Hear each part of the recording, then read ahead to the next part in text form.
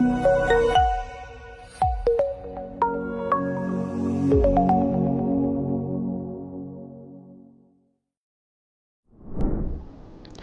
байцгаана уу, сангийн яамны санхүүгийн эрхлэн удирдлагын газрын мэргэжилтэн Уянгаа байна. Өнөөдөр та бүхэндээ дотоод аудит хариуцсан мэргэжилтнүүд нь хэрхэн ёс зүйтэй ажиллах талаар хичээл бэлтгэн өргүүлж байна.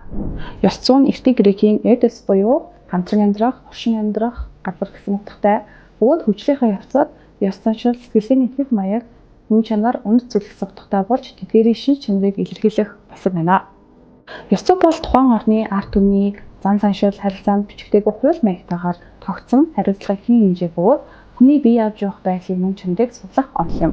Тухайлбал хүн нийгэмтэйгээ харилцах, хариуцлага хүлээх, олонний дунд бие авч явах гэх мэт.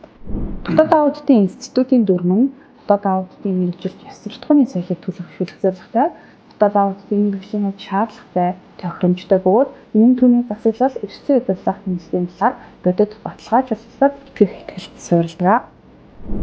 Дотоод аудит хариуцсан мэргэжилтнүүд маань дараах дөрвөн зарчмыг мөрдөх ёстой. Нэгдүгээр шударга байх. Хоёрдугаар бодиттой байх. Гуравдугаар нууц удаглах. Дөрөвдүгээр ур чадвартай байх. За ингээд эхний зарчим буюу шударга байх.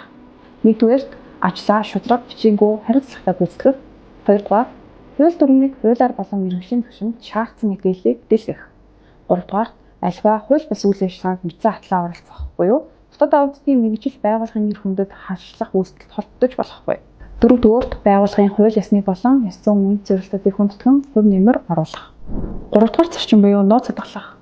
Үүнд ажил үрийг гүйцэтгэх явцдаа олж авсан мэдээллийг ашиглаж хамгаалахдаа ухаалаг хандвал зохино. Мөн мэдээллийг хувийн ашиг сонирхол, хууль тарш, байгууллагын хууль ёсны зорилтуудад хор учруулахгүй байдлаар ашиглахгүй.